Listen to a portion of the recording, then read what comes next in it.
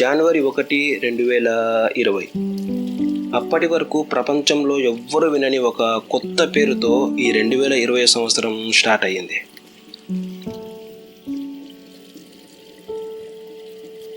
ఆ కొత్త పేరే కరోనా వైరస్. అప్పట్లో నేను ఖతార్లో ఉండేవాడిని, హౌస్ డ్రైవర్గా పనిచేస్తూ. అప్పటికే నేను అక్కడికి వెళ్ళేసి 2 years అయిపోయింది. ఈ కరోనా వైరస్ ఎఫెక్ట్ వల్ల ఇండియా కన్నా కొన్ని నెలల ముందే ఖతార్లో లాక్డౌన్ స్టార్ట్ అయిపోయింది. ఇక లాక్డౌన్ అంటే మీకు తెలియదేముంది. అప్పటి వరకు పరుగులు తీసిన ప్రపంచం ఒక్కసారిగా ఆగిపోయి ఇళ్లకు మాత్రమే పరిమితం అయిపోయింది.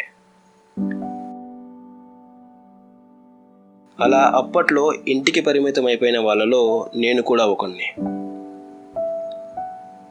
పొద్దున్నే నిద్ర లేవడము, తినడము, తాగడము, యూట్యూబ్లో వీడియోస్ చూస్తూ టైంపాస్ చేయడం, ఇదే నా దినచర్యగా మారిపోయింది. కానీ ఈ దినచర్య వల్ల నా జీవితంలో ఒక అద్భుతం జరిగింది. ఆ అద్భుతం కారణంగానే ప్రస్తుతం నేను మీ మొబైల్ స్క్రీన్ మీద కనిపిస్తున్నాను. నా మాటల్ని మీ చెవుల వరకు చేర్చగలుగుతున్నాను. అప్పటి వరకు వేరే వాళ్ళ వీడియోస్ని చూస్తూ టైంపాస్ చేసిన నేను మొదటిసారి ఈ లాక్డౌన్ కారణంగా నన్ను నేను కెమెరా ముందుకు తీసుకొని రావడం జరిగింది. ఇక నా 8th క్లాస్ నుంచి నా 10th క్లాస్ కంప్లీట్ అయిపోయేంత వరకు మా ఊరు మొత్తం తిరిగి నేను ప్రతిరోజు పేపర్ వేసేవాడిని. ఇలా అప్పుడు ఆ లాక్డౌన్లో స్టార్ట్ అయిన నా ఈ ప్రయాణం నేను 2024లో తిరిగి ఇండియాకి వచ్చేంత వరకు కొనసాగింది. అంటే 4 సంవత్సరాలు.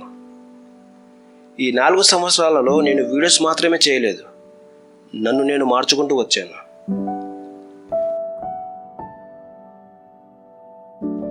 మొదటిసారి కెమెరా ముందు నించోడానికి భయపడ్డా నేను నా మనసులో ఉన్న మాటల్ని మీ వరకు చేర్చేంత ధైర్యాన్ని సమకూర్చుకున్నాను. కానీ జీవితం ఎప్పుడు మనం అనుకున్న దారిలో నడవదు. 2024లో నేను ఖతార్ నుండి ఇండియాకి వచ్చిన తర్వాత మళ్ళీ తిరిగి ఇండియా నుండి కువైట్కి వెళ్ళడం జరిగింది. కొత్త దేశము, కొత్త పని, కొత్త బాధ్యతలు. అప్పుడెప్పుడో ముగిసిపోయిన లాక్డౌన్ నా జీవితంలోకి 2024లో మళ్ళీ వచ్చింది. కానీ ఈసారి వచ్చిన లాక్డౌన్ నా మీద ఎఫెక్ట్ చూపలేదు, నా వీడియోస్ మీద చూపించింది. అప్పటి వరకు ప్రతిరోజు వీడియోస్ చేసే నేను ఈ లాక్డౌన్ కారణంగా నా కెమెరాని తన బ్యాగ్కు మాత్రమే పరిమితం చేయాల్సి వచ్చింది. కానీ ఒక విషయం మాత్రం అస్సలు మారలేదు. ప్రస్తుతానికి నేను ప్రతిరోజు వీడియోస్ చేయకపోయినా ఏదో ఒకరోజు మళ్ళీ మొదలు పెడతాను అనే ఒక నమ్మకం మాత్రం నాలో ఉండిపోయింది.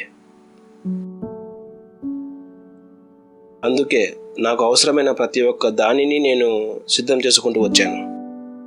ఒక మంచి కెమెరా, ఒక మంచి ల్యాప్టాప్, కొన్ని లెన్సెస్, కొంచెంగా ప్రతిరోజు నేర్చుకుంటూ.